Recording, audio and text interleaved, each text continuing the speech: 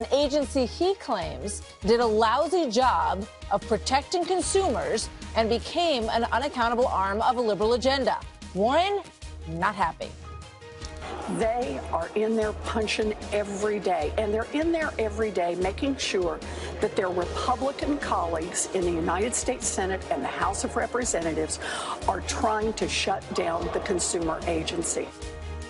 Ann McMulvaney, who once called her consumer protection agency a sad, sick joke, had this to say as he took over the reins. You had the opportunity to meet with the president earlier today. What did he tell you about what he wants from this meeting? He wants me to fix it. He wants me to get it back to the point where it can protect people without trampling on capitalism. My opinion of the structure of the CFPB has not changed. I still think it's an awful example of a bureaucracy that has gone wrong when it is almost entirely unaccountable to the people that are supposed to oversee it or supposed to pay for it. By the way, I'm just learning about the powers that I have as acting director. They would frighten most of you. It doesn't surprise me, by the way, that this, to the extent we're having a succession challenge, as lodged by Ms. English, it doesn't surprise me that that grows out of an agency that thinks it's not accountable to anybody in the first place. Ms. English is on the Hill meeting with Mr. Schumer and Ms. Warren, and it makes me wonder who she wants to be independent from. Does she want to be independent from everybody or just independent from Donald J. Trump? So my guess is it is the latter. Good evening, everybody. I'm Martha MacCallum, and the story begins tonight with this breaking news out of D.C., where this decisive battle in the swamp draining effort of President Trump played out dramatically today. Chief National Correspondent Ed Henry live to lay it out for us tonight from the White House. Good evening, Ed. Martha, great to see you tonight. Mick Mulvaney is in charge, just about a block from where I'm standing here at the White House, insisting, at least for now, he has won the power struggle, issuing a 30-day freeze on new hiring of bureaucrats at that agency and the issuing of new regulations that conservatives believe have been stifling economic growth. This was a strange day that started early, about 7:56 a.m., when aides to Mulvaney started tweeting these photos of him hard at work at the desk of the chief of the Consumer Financial Protection Bureau and meeting with staffers at the agency to show he was in charge. Literally 1 minute after that first tweet, Leandra English tried to show she was boss, sending an agency-wide email at 7:57 to all staff that was signed, quote, acting director. English was the choice of Obama appointee Richard Cordray, who abruptly resigned right after Thanksgiving. Mulvaney was not to be deterred, armed not just with legal memos showing that President Trump, not a leftover Obama appointee, has the executive power to install an acting boss. Mulvaney was also armed with donuts. Yes, that shopping bag that said Duncan does catering. He marched back into the agency about 10 a.m. and issued a memo telling all staff to do two things: ignore all instructions from English and come get some donuts. Here's why all this matters to our viewers. This agency, created by then-President Obama, who initially installed Elizabeth Warren as the chief before she became a senator, and the office quickly became a flashpoint. Created by the Dodd-Frank Act after the financial crisis, Democrats insisted they were putting in new safety valves for consumers, while Republicans charged regulations on auto lending, for example, actually made it harder for average Americans to get auto loans. Listen. Congress doesn't appropriate funds directly like it does for every other agency, so you don't even have real accountability to Congress. So there are just no checks and balances on this system. The appointment of the OMB director temporarily as acting director of the CFPB is a naked effort to destroy the independence of the Bureau and to neutralize it as a proactive force for consumers in the financial sector. Now to the big question I know you want answered, Martha. How were the donuts? This tweet by Mulvaney spokesman John Swartacki, clear evidence the staff like them. A bigger problem for Mulvaney moving forward is that English is now asking a judge to block him from officially taking over. Mulvaney says he and the president believe they're on strong legal ground, but that if the president or a judge tells him to get out, he will follow the law, Martha. Ed, thank you so much. So here now to help explain the lawsuit tonight, Judge Andrew Napolitano, Fox News senior judicial analyst. So does the Mulvaney appointment by President Trump, is it on solid ground? I'll tell you the ground it's on. We have two conflicting statutes. President Trump relies on a 1998 statute, which says when there's a vacancy at the head of an administrative agency, the president appoints an acting director until he nominates and the Senate confirms a full-time director. but the CFPB, which is this particular agency, which was enacted by Congress in 2010, says when there's a vacancy in the position of director, the deputy director becomes director. So you have two statutes that are clashing, which is why the court will decide which one prevails. Normally, when two statutes disagree, and they're written by the same body, the Congress, the court decides that the more recent one is the one that would follow. That's the one that backs Mrs. English, not the one that backs the president, because Congress was aware of the old one and decided to leapfrog over them. So the English argument, the Obama argument is this agency was intended to be immune from politics. It was intended to regulate the economy and not even be answerable to Congress, because it's not even paid by Congress. It's paid by the Federal Reserve. Donald Trump's argument is, wait a minute.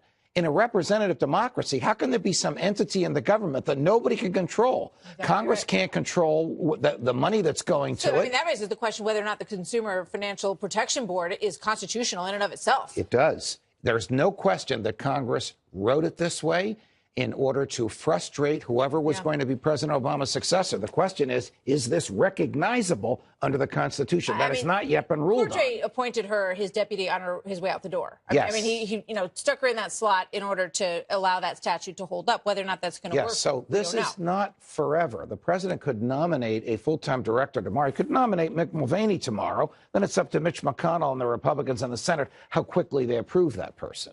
All right. So in terms of where this goes from here, he said basically he would love to he's going to put a freeze on all of the activity. So, some people watch this and they say, consumer protection, I mean, that sounds like a pretty good thing. So why would we want to get rid of that? Let me tell you some things that are happening. Banco Santander was ordered to turn over $70 million to this agency as some sort of a fine for some sort of a financial shenanigan. Mick Mulvaney says, stop. Don't turn any money over to anybody. I'm going to relook at everything Mr. Cordray, who just left after 4 years there, has done. So there's a lot of these irons in the fire where a lot of money is moving around. And Mulvaney says, hold off. Nothing's happening here till I get a handle. I mean, I go back to what Mick Mulvaney said. He said, by the way, I'm learning about the powers that I have as acting director, and they would frighten most of you. In other words, so this, sort of free-flowing, free-form government agency can basically say to a company, you know what, I just decided you owe us $70 million. And that money doesn't go to the people that we think you defrauded. It goes into the federal treasury. And where does it go from there? However Congress wants to spend it. Look, in one respect, I'm glad there's this litigation, because the public needs to know the type of constitutional oddball that this entity is and the powers that it has. We may get a decision tonight. There's a federal judge in Washington, D.C. who's receiving briefs as we speak. We love that those federal judges work late. Yes, they do. Thank you very much, Judge. Good to see you tonight. Pleasure. So here with more, former Arkansas Governor Mike Huckabee. He is also a Fox News contributor. Governor, great to see you tonight as well. I mean, do we need this agency? That's the question that the Trump administration is nudging at here. I don't think we do need it. The fact is this agency has made it more difficult for consumers. Let me give you a precise reason that I say that. And let's be clear. This was not created by people who've run businesses, signed the front of a paycheck, knew what it was like to live in the private sector. This was done by a bunch of academics like Elizabeth Warren, who lied about her ancestry in order to get a job and keep a job. That's cultural appropriation, a whole nother issue. But here's what happens in the real world that people in Congress often don't know. If you try to get a consumer loan today because of Dodd-Frank and the extraordinary regulations, it may cost more to process the loan than the bank could ever make in giving the loan and charging interest. So one banker told me, he said, we don't make consumer loans anymore. We just stopped them. Now, what kind of loan is that? That's a $25,000 loan that helps a family to add a room on the house when their fourth child comes. It's a small business guy who needs it to put inventory on his shelf so he can stay in business.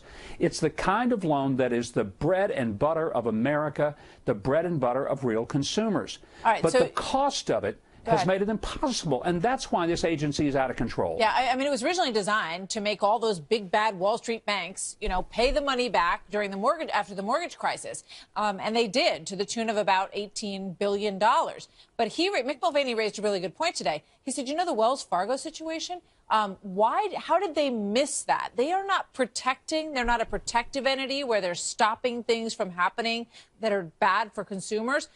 basically they did sort of the cleanup after the reporter broke the story on Wells Fargo. So, I mean, should they be called the Consumer Protection Agency at all?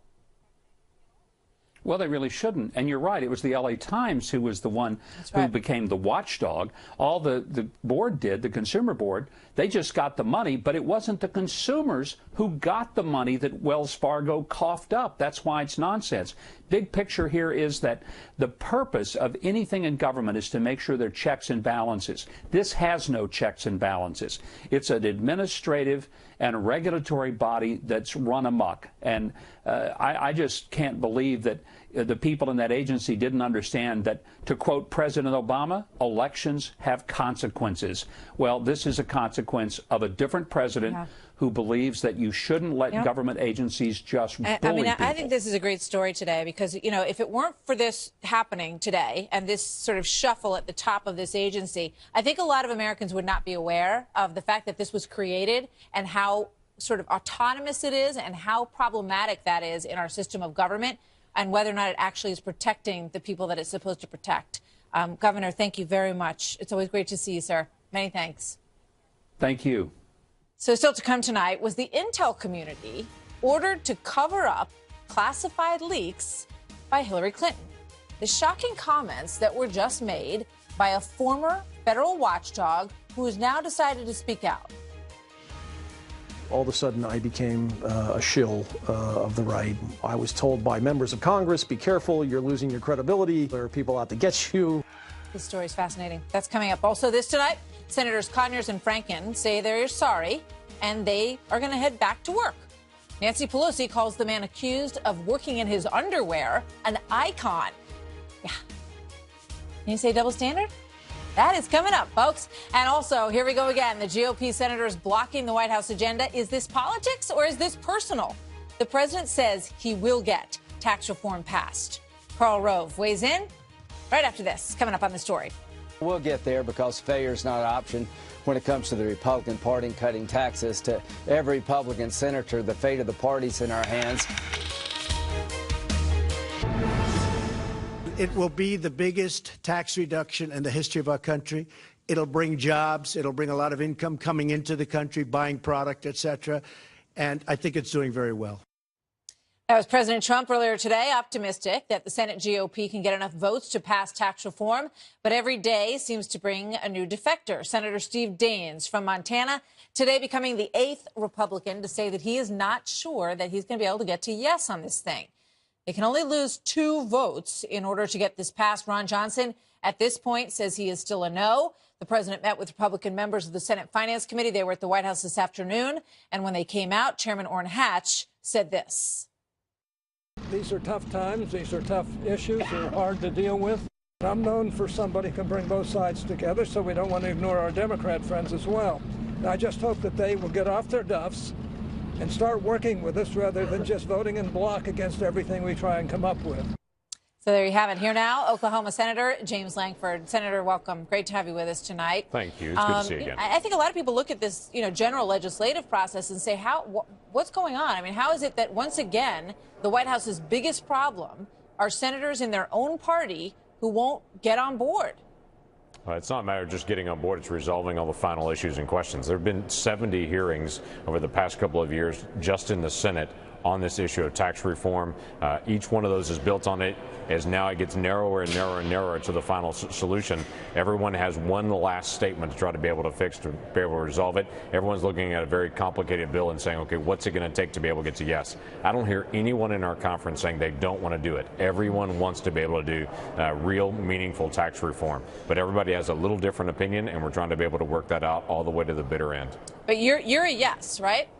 I am still working on some final statements. I absolutely want to be able to get to yes. I'm trying to work on some areas of backstop. It's kind of behind the scenes on it, but I can't imagine not supporting this. But we're trying to work out all the final details in the end. Let's put up the people on the board that are, not quite at yes, as you say. You've got Steve Daines of Montana. You've got Ron Johnson. You've got Lisa Murkowski, Senator Collins, Senator McCain, Senator Corker. You're on that list. Flake is also on that list. Jeff Flake, Senator Jeff Flake. So what do you think is when you please some people, you sort of knock some other people off the other end of the raft. So what do you think is sort of the main issue that needs to be wired out here? Yeah, and that's the good news on this. There's not a one big main issue to say everyone's walking away because of this issue. It's everyone's trying to look at different aspects of it. Myself, Bob Corker, for instance, are looking at the backstop issue to say if the revenue doesn't come in the way that we plan, what is the backstop to be able to help protect taxpayers in the future and our debt and deficit issue. Ron Johnson and Steve Daines are looking at it saying for the small businesses, how are they being handled? Is this fair compared to the corporations? Is there a way to be able to fix that? Others are looking at other spots. All those things aren't in competition with each other. They're all part of trying to get it right at the end. So again, everyone's trying to get to the final solution to be able to solve this, but there are a lot of details in a bill this large and this complex. What about the individual mandate? What's the likelihood that that stays in the bill? I would certainly hope the individual mandate stays in the bill. I think it will stay there. Repealing it, I should say. I do think taking it out, that's correct, of the individual mandate is an important part of this. It's not only an important financial part for the taxpayer, but it's extremely important for those folks that are in the middle class.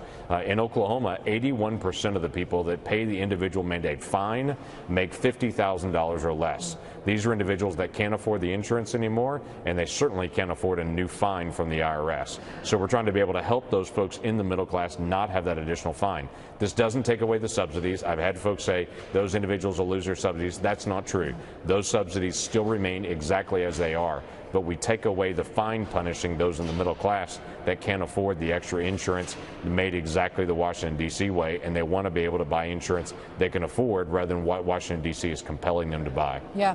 You know, you just put out the annual waste report, and you claim that there's $437 billion in wasteful, inefficient spending.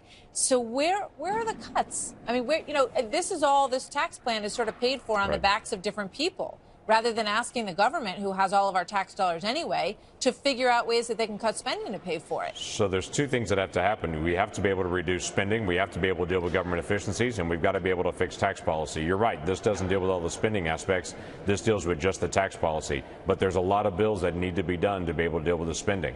Those come not just in one big bill, but in a lot of small bills. We identified wasteful programs, wasteful grants. We identified areas where the federal government is not doing its job. We call it 100 ways the federal government has dropped the ball. So this federal fumble guide that we put out on our website, and anyone can look at it for free. It's at langford.senate.gov. You can get a chance to take a look at it. It's what we talked about over Thanksgiving, quite frankly, at our table, was to be able to walk through what is out there and what have we really seen and how can we actually fix this. We hope to be able to deal with not only the spending issue, but also the tax issue as well. But this week is just the tax issue. In the days ahead, spending. All right. Senator Langford, thank you very much. It's always good to see you. Good to see you as well. So here with more, Karl Rove, former Deputy Chief of Staff to President George W. Bush and a Fox News contributor. Karl, good evening. Good to have you here. Good evening. Do you think they're going to get across the finish line with this? And what are your biggest concerns? Yeah, I think they will get across the finish line. Some of this is background noise. Some of it is real concerns as people try and get some issues resolved. You pointed it out, and Senator Langford pointed it out. Steve Daines of Montana, Ron Johnson of Wisconsin, they're concerned about the treatment of small business versus corporations. You have the deficit hawks, Langford, Flake, and Corker, who are concerned about what's going to happen to our growing deficit. Are we going to match this with some spending restraint? You have others that are concerned about whether or not the mandate is. Susan Collins is concerned about whether or not the repeal of the individual mandate is included in there. But look, I sense that this is a process that is coming together, where there are people narrowing their differences, where nobody is saying it's got to be my way or the highway, but people are saying, will you listen to my concern? Is there something that we can do together about it? Yeah, it kind of felt like that right before the health care vote, too. And then we saw what happened. So I think there are a lot of people who would like to see this happen who are concerned when they look at this, and they wonder if, the White House says, look, we want tax cuts, and we want to make it easier for businesses because we want to generate economic growth. Those are their two main goals that they want to achieve. So, is there a possibility that there are sticklers who refuse to get to yes that cause this thing to go under? There could be, but this smells different than the vote on health care, because before on health care, you didn't have so many people saying, as Langford did, I'm trying to get there, or people like even Ron Johnson, I'm trying to be a yes. That means I've got something I need. I want to try and get it, and I'm willing to settle for some, maybe not all. And look, in this big complex piece of legislation, it's so complex. If you change this dial here, you can compensate for it someplace else. Unlike, we're going to get rid of Obamacare or we're not. Your state's going to be better off or it's going to be worse. Here, you can do some of those dials. I think the biggest threat to the passage of this are the legitimate concerns that people have about what's this going to do to the deficit. And if I could just spend just a second on that to show you what I mean. Sure. The CBO estimates that the Senate bill is, I think, now at a 1.4 trillion add to the deficit. The House is 1.5 trillion add to the deficit. Now, that's really not completely accurate because of a thing called current policy. This, in essence, means that hidden in that deficit number are $400 billion of offsets. If we just simply let some things expire as they're supposed to expire, that'll reduce that deficit to roughly about $1 trillion over the next 10 years. The federal government is supposed to take in $43 trillion in revenue over the course of that time. So the question is, can we find 2 cents, 2.25 cents in savings out of every dollar of revenue that we're bringing in? And that's the concern that Langford and others have. Do we have a commitment to long-term restraint of spending so that the deficit doesn't really grow by $1 trillion or even more? If you've got $437 billion in wasteful and inefficient spending, as Senator Langford's report says today, I think you can find 2 cents on the dollar, don't you? Yeah, I do. And look, there's another thing at play here. The government does a terrible job of estimating what kind of revenue comes in from creating additional economic growth. In 2003, the Bush administration led an effort to cut the capital gains taxes. The estimate was that it would generate $215 billion in revenue over the next 4 years. The actual amount was $377 billion because of economic growth. So they were only off by 75%. And we're likely to see that on this as well. Right now, they estimate 1.9% annual economic growth. Every 0.1% generates $270 billion over 10 years. Yeah. So if we get this up, if we get 4 years of 3% growth, if we get 4 years of 3% growth, $1 trillion. Now, I'm not certain it's going to happen like that, but they do a lousy job of estimating revenue coming in. They do a better job of estimating spending going out. Thank you, Carl. Good to see you. You bet. You bet. So coming up on this story, for the first time, new details about Hillary Clinton's email scandal as someone involved in the investigation of those emails is now speaking out.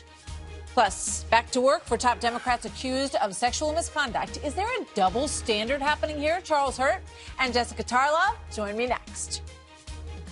I am embarrassed. I feel ashamed.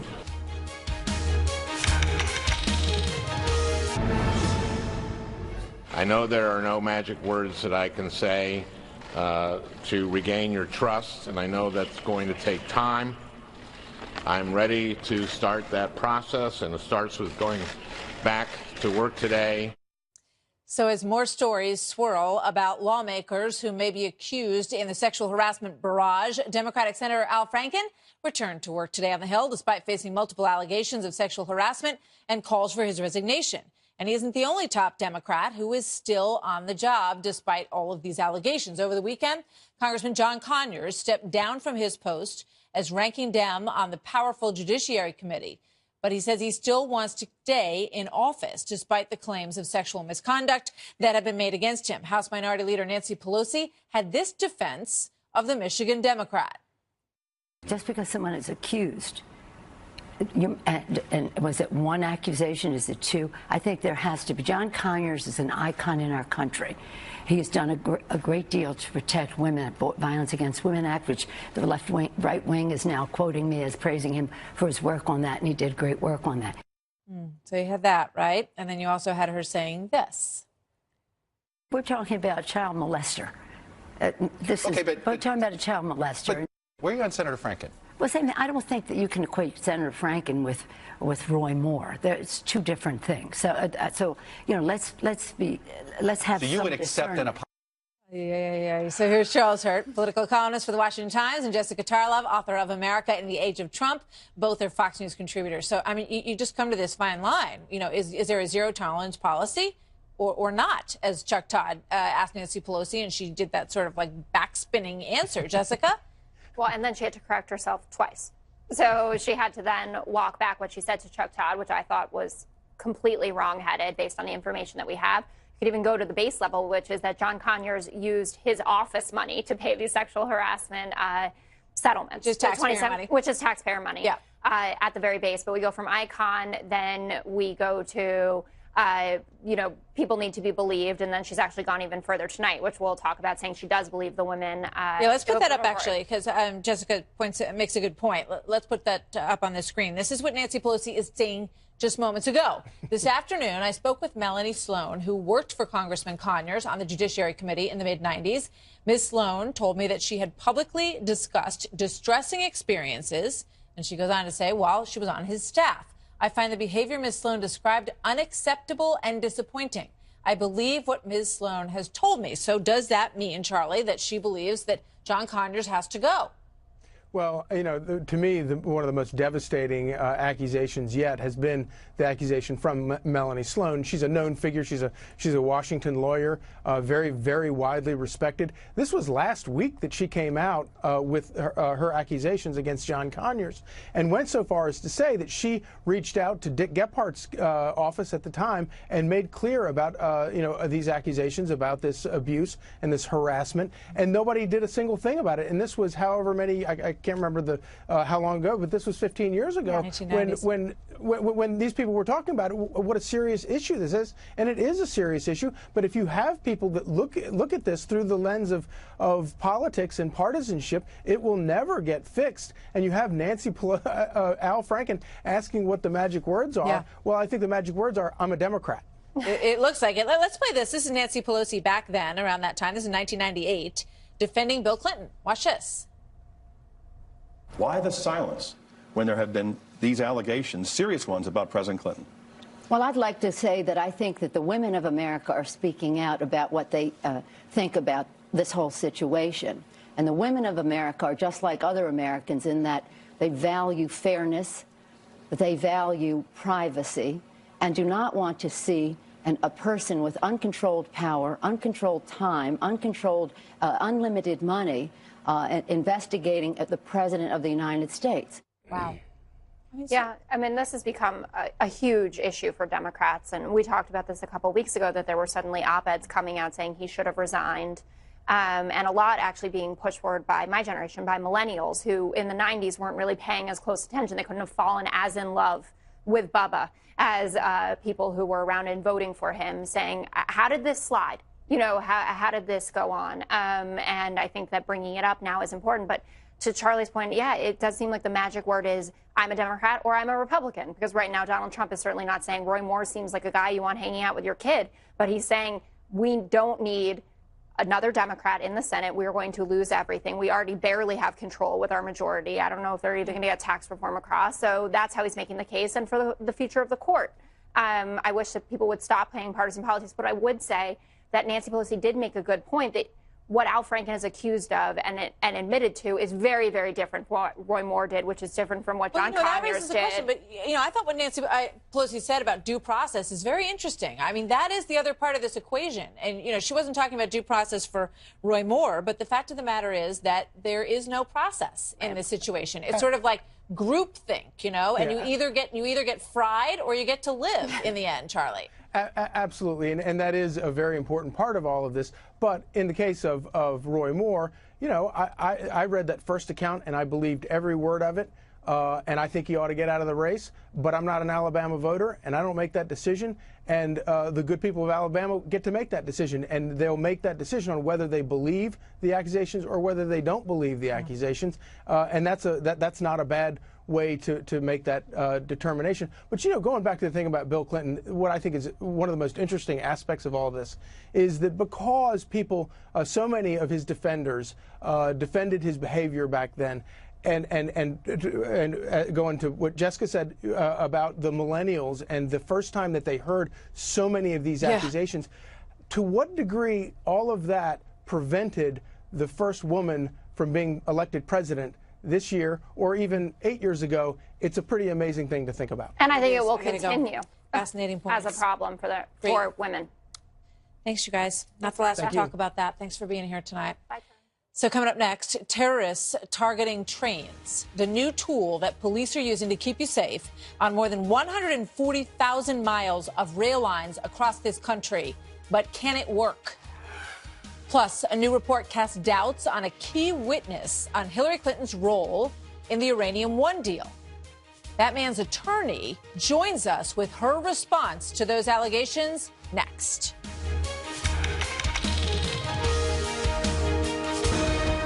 Some new questions tonight on the confidential FBI informant in the Uranium One case. William Douglas Campbell is said to have intimate knowledge of Hillary Clinton's role in that controversial deal with Russia. But a new report by Yahoo News says, quote, federal officials have serious questions about the credibility of a key witness in congressional investigations of Hillary Clinton's role in the sale of the uranium mining company to Russian interests. So the person who knows his story and what he knows probably better than anyone joins me now. Victoria Tenzing is the FBI informant's attorney. Victoria, good to have you with us tonight. Welcome. It's good to be here. And Martha, first of all, I would like to tell the viewers what exactly this Uranium One is all about, just so they can have the context. And that is, as early as 2009-10, the U.S. government was well aware that the Russian uranium industry, the nuclear industry for Russia, was corrupt. And how did they know that? Because my client was working undercover and providing them all the information about the bribes and the kickbacks and all the threats. Also, during that time, 2009, 2010, the U.S. government was well aware that Putin wanted to dominate the uranium worldwide, globally. Right. And part of that plan was to buy Uranium One. And how did they know that?